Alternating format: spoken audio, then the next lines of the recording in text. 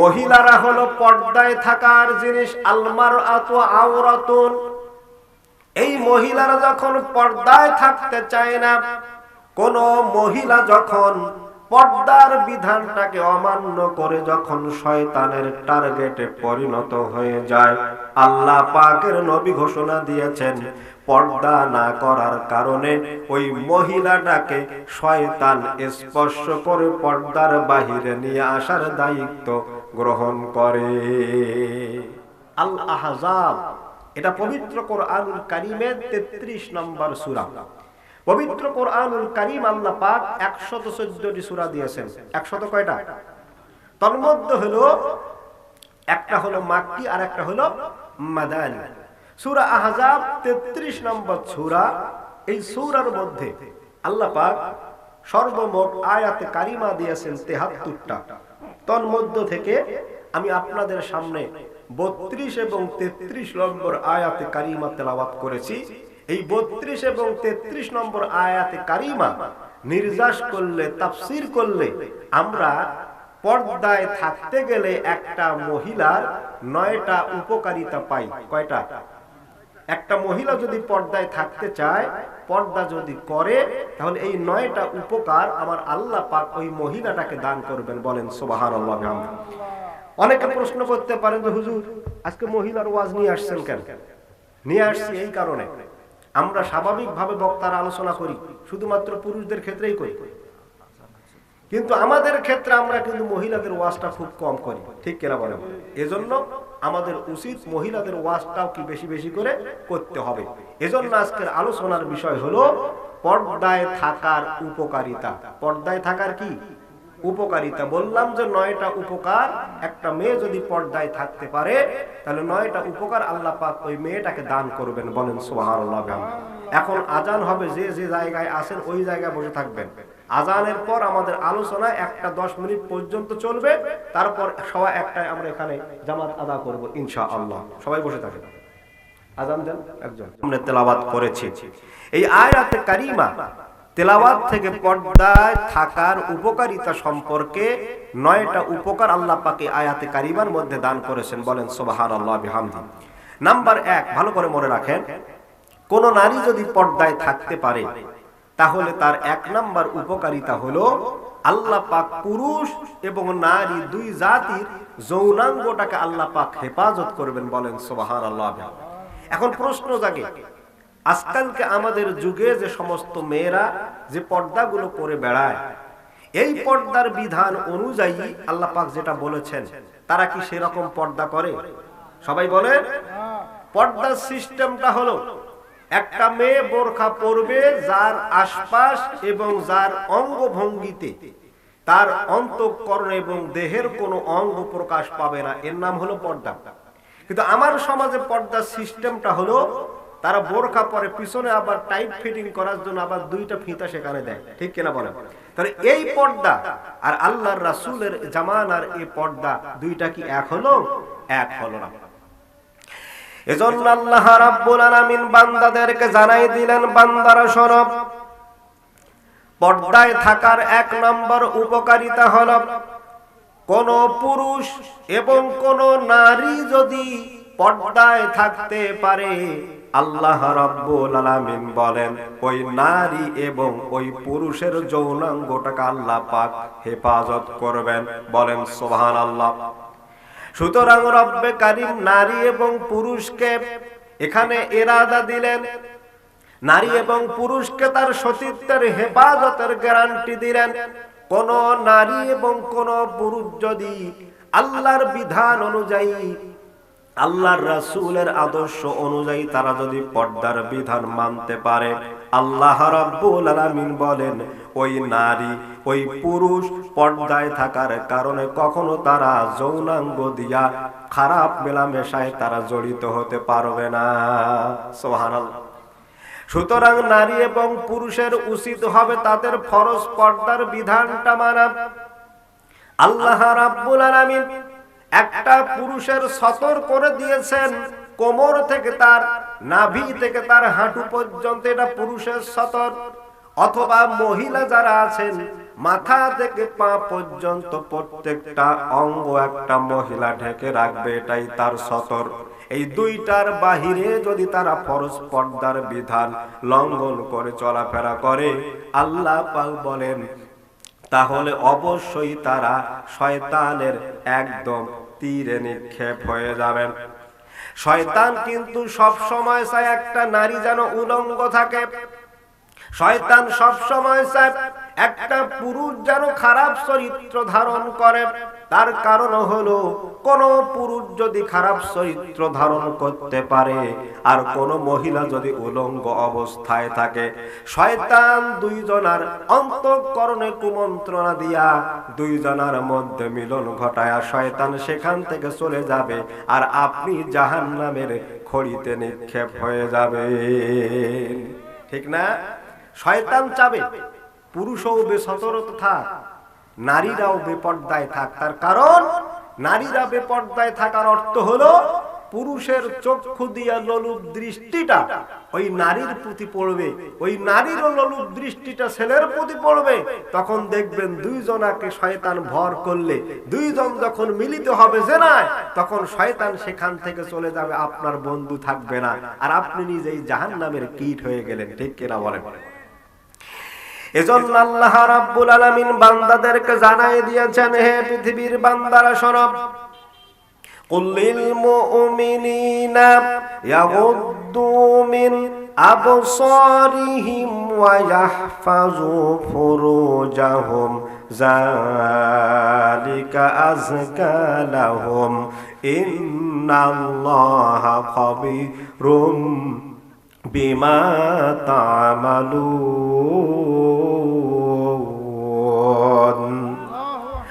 আল্লাহ রাব্বুল আলামিন সূরা নূরের 30 নম্বর আয়াতে বলেন, আল্লাহর নবীকে ইন্ডিকেট করে রব্বে কারীম বলেছেন, হে নবী আপনি বলে দেন প্রত্যেকটা মুমিন যারা আল্লাহর উপরে বিশ্বাস যারা স্থাপন করেছে। এখানে একটা জিনিস মনে রাখবেন, শয়তান কিন্তু কখনো যারা অরিজিনালি ঈমানদার, যারা আল্লাহর প্রতি প্রগাঢ় বিশ্বাস রাখে, এদেরকে শয়তান কিন্তু কখনো ভর করতে পারে না। ঠিক কিনা বলেন? কিন্তু দুর্বল চিত্তের ঈমানদার যারা, যারা নামাজও পড়ে খারাপ কাজও করে, যারা ইসলামও মানে আবার ইসলাম বিরোধী যারা তাদের সঙ্গেও মেশে, আমার আল্লাহ পাক স্পষ্ট ঘোষণা দিয়েছেন এদেরকেই শয়তান বেশি ভয় করে। ঠিক কিনা বলেন? এজন্য কোরআনে কারীম তাদের সম্পর্কে বলে দিয়েছেন, ইয়া আইয়ুহাল্লাযীনা আমানু দুখুলু ফিস-সিলমি কাফাতাও ওয়া লা তাত্তাবিউ খুতুওয়াতিশ শাইতান ইন্নাহু লাকুম আদুউম মুবিন।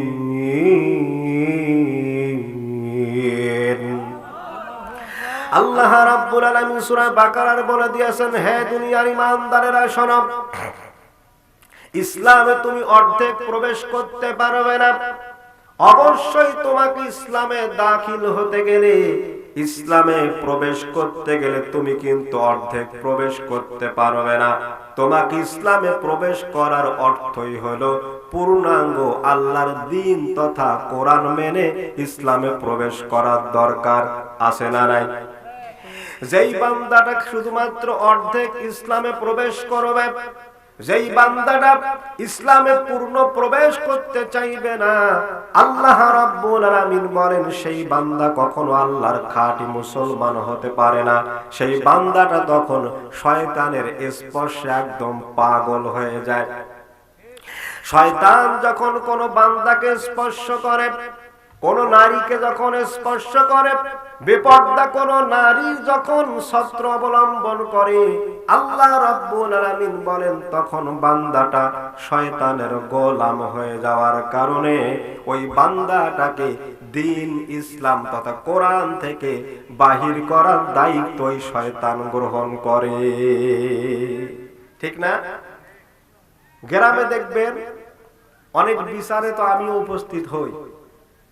এই বিচারগুলো দেখবেন নারী এবং পুরুষের মধ্যে বিবাহ এবং তালাক সংক্রান্ত হয়।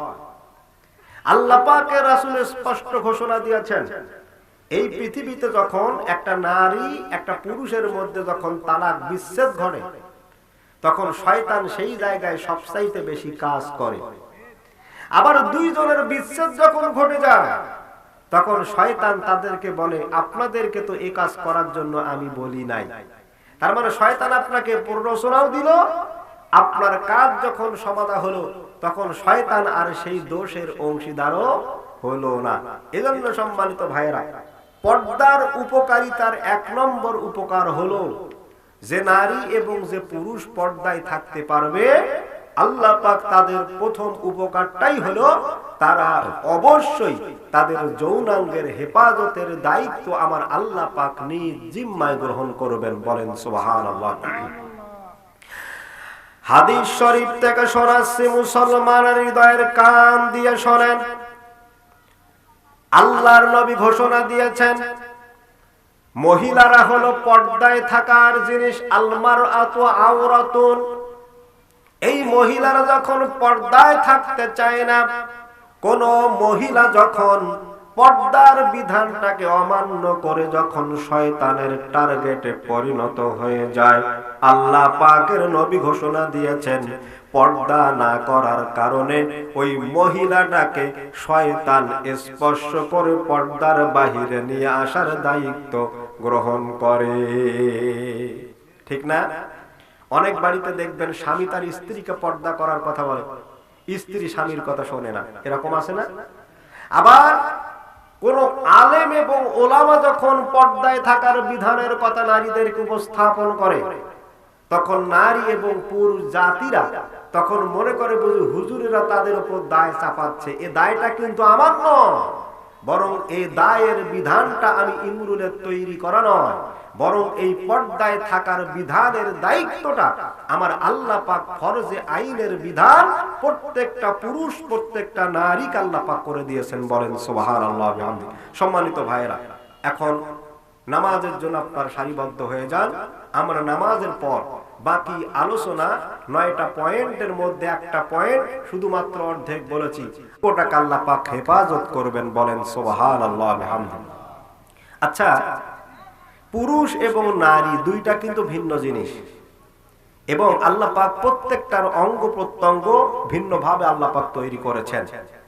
নারীদের অঙ্গ ভঙ্গি এবং নারীদের বিভিন্ন অঙ্গগুলাকে আল্লাহ পাক একটু আকর্ষণীয় করেছেন। এই কারণে, যেই আকর্ষণের কারণে পুরুষ বিবাহের পর যখন নারীর প্রতি আসক্ত হয়, উভয়ের মিলনের ফলে আল্লাহ পাক এ দুনিয়াতে হালাল ভাবে সন্তান ভূমিষ্ঠ করার একটা উপকরণ তৈরি করে দিয়েছেন। বলেন সুবহানাল্লাহ। পর্দায় থাকার 2 নম্বর উপকারিতা হলো, যারা পর্দায় থাকতে চায় আমার আল্লাহ পাক বলেন এই পর্দায় তাদেরকে সম্মান বহু গুণে আরো বৃদ্ধি করে দেন। বলেন সুবহানাল্লাহ। দেখেন, একটা মেয়ে যখন মার্কেটে যায়, কোন মেয়ে যখন শপিং করতে যায়, কেনাকাটা করতে যায়, আচ্ছা কোন নারী যদি ওই কেনাকাটা করতে গিয়ে দোকানদার কোন ভাই ওই মহিলাকে খালা এবং চাচি আম্মা বলাটা ভালো, না ওই মেয়েটাকে বোন বলা ভালো? কোনটা ভালো? খালা এবং, কিন্তু আজকালকের আমার দেশের আমার শ্রেণীর মানুষেরা, মা বোনেরা খালা বলা এবং চাচি বলা এটা পছন্দ করে না। ঠিক কিনা বলেন? তারা চায় নারী এবং ওই দোকানদার তাদেরকে বোন বলে ডাকুক। অথচ আল্লাহ পাক স্পষ্ট বিধানে বললেন, একটা পরপুরুষ একটা পরনারীকে যখন বোন বলেছে, তার মানে বুঝতে হবে এখানে তাদের মধ্যে স্বার্থ আছে। ঠিক কিনা বলেন? কিন্তু একটা নারী যখন পর্দায় থাকবে, একটা নারী যখন বোরকা পরে মার্কেটে চলে যাবে, একটা নারী জাতি যখন পর্দা করে মহিলা মার্কেটে গিয়া যখন কাপড় কেনা বেচা, কাপড় ক্রয় করার জন্য সেখানে চলে যাবে, দোকানদার যদি ওই নারীকে খালা, ফুপু কিংবা চাচি বলে, তাহলে বুঝে নিতে হবে সে তাদেরকে তার মায়ের মতো সম্মান দিচ্ছে। ঠিক কিনা বলেন? কিন্তু কোন দোকানদার যখন আপনাকে বোন বলে সম্বোধন করলো, আপনার খুশি হওয়ার কিন্তু কোনো কারণ নাই। একটা পরপুরুষের ঘর থেকে একটা মহিলাকে বাহির করার জন্য একটা দোকানদার যখন আপনাকে বোন সম্বোধন করেছে, বুঝতে হবে সেখানে স্বার্থ আছে। কিন্তু রব্বে কারীম এখানে বলেছেন পর্দায় থাকলে 2 নাম্বার উপকারিতা হলো তোমার সম্মান আল্লাহ রব্বুল আলামিন বৃদ্ধি করায়া দিবেন। এই যে আমি এত কম বয়সে আমি দাড়ি রেখেছি, অনেকে আমাকে চাচা করি কয়। তাহলে একটা পর্দায় যখন একটা মহিলা বোরখা পরে যাবে, স্বাভাবিকভাবে সম্মানের ক্ষেত্রে তাকে চাচি, ফুপু, খালা মানুষরা অটোমেটিক্যালি কিন্তু বলবে। কিন্তু একটা মেয়ে যখন পর্দা করবে না, সেটা আপনার ঘরের হোক আর আমার ঘরের হোক, আপনার ঘরের স্ত্রী হোক আর আমার ঘরের স্ত্রী হোক, এই মহিলা যখন বেপর্দা অবস্থায় মার্কেটে যাবে, মার্কেটের দোকানদারের ছেলে থেকে শুরু করে মার্কেটের মালিকেরা আপনাকে বোন বলে ডাকবে, এটাই স্বাভাবিক, ঠিক কিনা বলেন? সুতরাং পর্দার বিধানটা হলো নারীদেরকে আল্লাহ পাক এমন ভাবে আবৃত করতে চায়, আর নারীরাও হলো পর্দার জিনিস, নারীরা কখনো পর্দার বাহিরের জিনিস হতে পারে না। সহজ একটা উদাহরণ দেই, সেটি হলো ধরেন এখান থেকে আমাদের বালুয়া বাজার প্রায় 1 কিলোমিটার। আচ্ছা, বালুয়া বাজারে যখন হাড়ি ভাঙ্গা আমের সময় হয়, খিরসাপাতি আমের সময় হয়, এই সময় যদি বালুয়ার গলিতে একদম পরিষ্কার গামলায় করে আম সিলে সিলে সেখানে রাখা হয়, আর যদি বলা হয় এই আমগুলো কেজি দ্বারা বিক্রি করা হবে, আপনারা মনে হয় পাইকারি হারে নেবেন? নেবেন না? কেন নেবেন না? বাড়িতে গিয়ে সেলা থেকে মুক্ত হলেন, পরিশ্রম থেকে মুক্ত হলেন, তো সেলা আম কিনবেন না কেন? তার মানে সেখানে প্রয়োজন থাকতে পারে, ঠিক কিনা?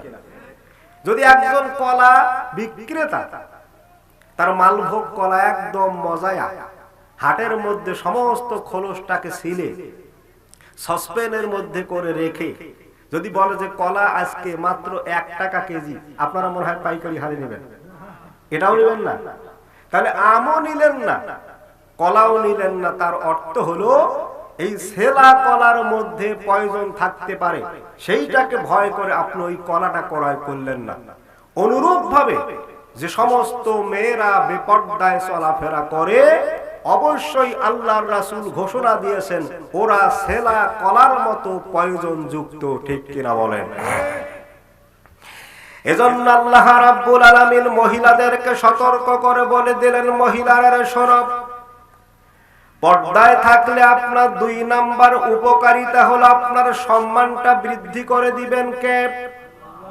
কোরআনে কারীম বান্দাকে জানায় দিয়েছে, ইয়া বানি আদম কদ আনজালনা আলাইকুম লিবাসাই ইউয়ারি সাওআতিকুম ওয়ারিশা ওয়ালিবাসুত তাকওয়া যালিকা খায়রুন যালিকা মিন আয়াতিল্লাহি লাআল্লাহুম ইয়াযাক্কারুন।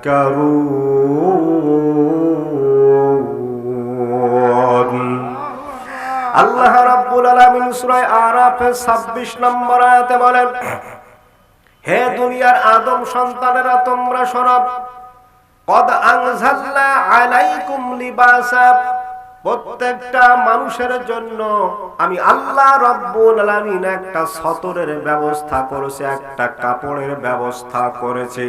আর এই কাপড়গুলা হলো যে সমস্ত নারীরা পর্দায় থাকতে চায় না, বেপর্দায় চলাফেরা করে, আল্লাহ পাক বলেন এরা শয়তানের সর্বপ্রথম টার্গেটে পরিণত হয়ে যায়, ঠিক না? ধরেন এখানে অনেক পুরুষ মানুষ আপনারা আছেন, সমস্ত কাপড়গুলো যদি খুলে ফেলা হয় একটা পুরুষের গা থেকে, তাহলে পুরুষটাকে কি ভালো দেখা যাবে না খারাপ দেখা যাবে? তো অনুরূপ ভাবে একটা মহিলারও যদি সমস্ত দেহের কাপড় খুলিয়ে একটা মহিলা যদি প্রকাশ্য বেড়ায়, এটা কি আপনার পক্ষে ভালো দেখা যাবে না খারাপ দেখা যাবে? আল্লাহ পাক এখানে এই আয়াতে কারিমা দিয়ে বুঝালেন, ইয়া বানি আদম, হে আদম সন্তানেরা। আল্লাহ পাক প্রত্যেকটা আদম সন্তান এবং সন্ততি, নারী এবং পুরুষ প্রত্যেকের জন্য লেবাসের ব্যবস্থা করেছেন আলাদা, ঠিক না? পুরুষ যদি শার্ট পরে তাহলে আজকে দেখবেন যে সেটার সমতা বন্টনের জন্য নারীরাও আজকে শার্ট পরতেছে। একটা পুরুষ যদি জিন্সের প্যান্ট পরে তাহলে সেইটাকে সমতা বিধানের জন্য আমরা দেখি যে ওই নারীও আজকে জিন্সের প্যান্ট পরে বেড়াচ্ছে। একটা পুরুষের সতর হলো টাকলুর উপরে পুরুষের সতর, আর মহিলার সতর হলো টাকলুর নিচে পায়ের পা পাতা পর্যন্ত। কিন্তু আজকে আমার সমাজে দেখেন প্লাজো পায়জামা বের হয়েছে। যেই প্লাজো পায়জামাটার অর্থ হলো নারীরা পরতেছে টাকলুর উপরে, আর আজকে পুরুষের প্রত্যেকটার প্যান্ট দেখবেন একদম টাকলুর নিচে, ঠিক কিনা বলেন? এখান থেকে প্রতীয়মান হয় বহির্বিশ্বের ওয়েস্টার্ন কালচারের যত মানুষ আছে তারা সবাই চায় বাংলাদেশের নারীরা যেন ঘরের বাহিরে বের হয়ে উলঙ্গভাবে চলাফেরা করে, আর পর্দার বিধান অনুযায়ী আল্লাহর জমিনে যেন কোরআনের রাষ্ট্র তারা কায়েম করতে না পারে, এই পায়ে তারা চলছে, ঠিক কিনা বলেন? এজন্য আল্লাহ রাব্বুল আলামিন বান্দাদেরকে জানাই দিলেন, বান্দারা শোনো, আমি পোশাক তৈরি করলাম নারীদের জন্য আলাদা, পুরুষদের জন্য আলাদা। কিন্তু কিয়ামতের পূর্বে এমন একটা সময় আসবে যেই সময় নারীরা কাপড় পরিধান করার পরও কিন্তু তারা উলঙ্গ থাকবে, ঠিক কিনা? আজকে দেখবেন অধিকাংশ নারীরা কাপড় চোপড় পরে, বুকের মধ্যে ওড়না নাই। অধিকাংশ নারীরা জামা পরে মার্কেটে বিভিন্ন জায়গায় ঘোরাফেরা করে এমন পাতলা কাপড় পরে, যেখানে দেখা যায় তারা কাপড় পরে উলঙ্গ। এখন বিবেক দিয়ে বলেন তো এই হাদিসটার সঙ্গে মিল হইল না না হইল? এজন্য নবীজি বলেছেন কিয়ামতের পূর্বে নারীরা কাপড় পরবে কিন্তু উলঙ্গ থাকবে। তার মানে হলো তারা পর্দার বিধানটা তারা মানতে চাইবে না। আল্লাহর নবী একজন আলীকে বলছেন, ইয়া আলী লা তাত্তাবিউন নাজরা ফা ইন্না লাকাল উলা ওয়া লাইসাত লাকাল আখিরা। হযরত আলীকে প্রশ্ন করলেন, আলী রে, যখন তুমি রাস্তা দিয়ে চলাফেরা করবা, হঠাৎ যদি কোনো নারী তোমার চোখের সামনে হঠাৎ করে পড়ে যায়, আলী তুমি তোমার নজরটা কিন্তু একদম সরায় নিবা। আল্লাহর নবীকে প্রশ্ন করলেন, আলী নবীজি, একবার যদি আমি নজরটা না সরাই তাহলে কি হবে? আল্লাহর নবীকে হযরত আলী প্রশ্নের জবাবে আল্লাহর নবী বলেছেন, ইয়া আলী, প্রথম যদি নজর পড়ার পর তুমি তোমার চোখটাকে দূরীভূত করতে না পারো, দ্বিতীয়বার যদি আবার তুমি নারীর দিকে তাকাও তাহলে অবশ্যই দ্বিতীয়বার ওই নারীর দিকে তাকাটাই তোমার জন্য জিনা হয়ে যাবে। সুতরাং একবার যদি কোনো নারীর প্রতি হঠাৎ করে নজর পড়েও যায়, সঙ্গে সঙ্গে আপনার নজরটাকে একদম সরায় নিতে হবে। একবারের বেলায় আপনার জীবনের কোনো গুনাহ নেই, কিন্তু কোনো মানুষ যদি ওই একবার দেখার পর আবারও যদি দেখে, আল্লাহর নবী বলছেন, লা তাত্তাবিউন নাজরা ফা ইন্না লাকাল উলা ওয়া লাইসাত লাকাল আখিরা। দ্বিতীয়বার যখন আপনি নজর দিবেন, এরকম করে আপনার নজর যতবারই যাক, আল্লাহর নবী বলেছেন ওই নজরগুলো তোমার জন্য জিনার গুনাহ হয়ে যাবে। বলেন নাউযুবিল্লাহি মিন যালিক। এজন্য আল্লাহ রাব্বুল আলামিন নারীদেরকে সতর্ক করার জন্য বলছেন, নারীরা শোনো, এই পর্দাটা যখন আপনি বোরকা পরে কোনো মার্কেটে চলে যাবেন, যখন দোকানদার আপনাকে খালা বলল, আপনার তো আনন্দ পাওয়ার কথা। একজন দোকানদার যখন কোন বোরকা পরিহিতা মহিলাকে যখন ফুপু বলে সম্বোধন করবেন, তখন তো ওই মহিলার উচিত ওই দোকানদার কারো শাহবাস দেওয়া, ঠিক কিনা? কিন্তু আজকালকার মহিলা এটা পছন্দ না করার কারণটা কি? এটা আপনার দোষ, আমার দোষ। অথচ আল্লাহর নবী বলেছেন, কিয়ামতের ময়দানে দায়ুস কখনো আল্লাহর জান্নাতে প্রবেশ করতে পারবে না। তার কারণটা হলো দুনিয়ায় থাকা অবস্থায় যারা নিজের পরিবার বর্গকে পর্দায় রাখতে পারে নাই, পর্দায় রাখার জন্য যারা চেষ্টা করে নাই, পর্দার বিধানের কথা যারা নিজের স্ত্রী নিজের কন্যাকে যারা বলতে পারে নাই, আল্লাহ পাক বলেন এরাই হবে দায়ুস। আর কিয়ামতের ময়দানে ওই দায়ুস নামক পুরুষ কখনো আল্লাহর জান্নাতে প্রবেশ করতে পারবে নাকি? পারবে? দায়ুস হলো ওই পুরুষ যেই পুরুষের পরিবার পর্দার আওতাতে থাকতে পারে না, অথবা যে পুরুষ ওই পর্দার বিধানটা তার পরিবারে এখনো চালু করতে পারে না, অথবা যে পুরুষ তার স্ত্রী এবং তার কন্যাকে কোনোদিন পর্দায় থাকার কথা বলেও নাই, আল্লাহ পাক বলছেন এরাই হলো দায়ুস। আর এই দায়ুস পুরুষ কখনো কিয়ামতের দিন আল্লাহর জান্নাতি হতে পারে না। তবে আরেকটা বিষয় আমি এখানে লক্ষণীয়, সেটি হলো আমি প্রথমে একটা কথা বলেছিলাম, সেটি হলো একটা নারী তার টাকনুর উপরে কাপড় পরতে পারবে না, এটা হলো মহিলাদের সতন নয়। কিন্তু আমার দেশের সিস্টেমটা হলো ভিন্ন। আমার দেশের পুরুষেরা আজকে করে কি, টাকনুর নিচে কাপড় পরে, আর মহিলারা টাকনুর উপরে পরে। চিত্রটা কি ভিন্ন হলো না এক হলো? সবাই কর। ভিন্নতার এই অর্থ হলো নবীজির হাদিস আজ প্রমাণ করে দিয়েছেন, বিজ্ঞানের আজ প্রমাণ করে দিয়েছেন, বাংলাদেশের অধিকাংশ পুরুষের আজকে সেক্সুয়াল ক্ষমতা কম। কেন কম জানেন? নবীজির এই হাদিস আজকে সাক্ষ্য দিচ্ছে। যে সমস্ত পুরুষ, যে সমস্ত বালক আজকে প্যান্ট তার টাকলুর নিচে পড়ে, আল্লাহর নবী এবং আজকের বিজ্ঞান প্রমাণ করেছে এদের সেক্সুয়াল ক্ষমতাটা আল্লাহ পাক কম করে দিয়েছেন। বলেন নাউজুবিল্লাহ। আর যে সমস্ত নারীরা আজকে টাকলুর উপরে কাপড় পরছে, কিয়ামতের ময়দানে টাকলু থেকে যতদূর উপরে তার কাপড়ের অংশটা উপরে উঠেছে এবং যতটুকু অংশ তারা বের করে চলেছেন, কিয়ামতের ময়দানে ওই অংশটা জাহান্নামে যাবে, আর বাকি অংশ যদি জান্নাতেও যায়, তারপর ওই অংশটা কখনোই আল্লাহর জান্নাতে প্রবেশ করতে পারে না। আমি একটা উদাহরণ বারবার দেই, সেটি হলো কারো বাড়িতে যখন অগ্নি জ্বালানো হয়, আগুন জ্বালানো হয়, আচ্ছা এই আগুনের চুলার মধ্যে যদি কেউ তার একটা আঙ্গুল আগুনের মধ্যে দেয় আর সমস্ত অঙ্গটা যদি বাহিরে থাকে, লোকটাকে মনে হয় খুব আরাম লাগবে। কি লাগবে? কষ্ট লাগবে। তার মানে শরীরের একটা কিয়দাংশ আগুনের থাকা যেটা অবস্থা, সমস্ত শরীরটা আগুনে থাকার অবস্থা একই।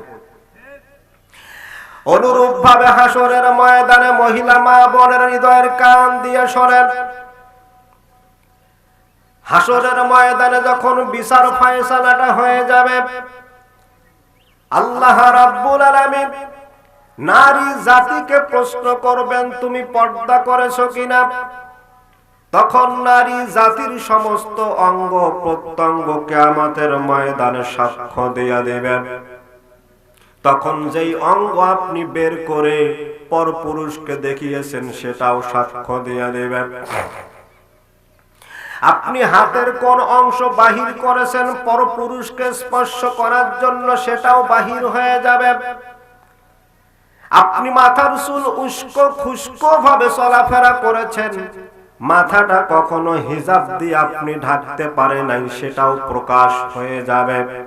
এজন্য রব্বে কারীম সূরা ইয়াসিনের মধ্যে সেই ঘটনাটা সুন্দর করে মানুষের সামনে উপস্থাপন করেছেন। কোরআনে কারীম বান্দাকে জানা দিয়েছেন ইয়াউমা নাখতিমু আলা আফওয়াহিহিম ওয়া তুকাল্লিমুনা আইদিহিম ওয়া তাশহাদু আরজুলুহুম বিমা কানু ইয়াকসিবুন। আল্লাহ পাক সূরা ইয়াসিনের 65 নম্বর আয়াতে বলেন, সেই দিন কিয়ামতের ময়দানে বান্দার হাত কথা বলবে। সেই দিন কিয়ামতের ময়দানে প্রত্যেকটা মানুষের অঙ্গ প্রত্যঙ্গ গুলো কথা বলবে। যে সমস্ত নারীরা পর্দা করতে পারে নাই, মাথার চুল যারা খুলে বেরিয়েছেন, পর্দা যারা করতে পারো নাই, ও বান্দা বলেন তো কিয়ামতের ময়দানে ওই নারী আল্লাহর আযাব থেকে রক্ষা পাইতে পারে নাকি? পারে? পারবে। এজন্য যারা পুরুষ আছেন, আপনার পুরুষ হিসাবে, কর্তা হিসাবে আপনার প্রথম দায়িত্ব হবে আপনার পরিবারের স্ত্রী এবং আপনার কন্যারা পর্দা করে কিনা, এটা আপনার প্রথম দায়িত্ব হবে। ঠিক কিনা বলেন? আল্লাহ যেন প্রত্যেক পরিবারকে পর্দাশীল, দিনদার, ইমানদার হিসাবে, আমার স্ত্রী আপনার স্ত্রী, আপনার কন্যা আমার কন্যা, সবাইকে যেন আল্লাহ পাক ইসলামের জন্য কবুল করেন। বলেন আমিন।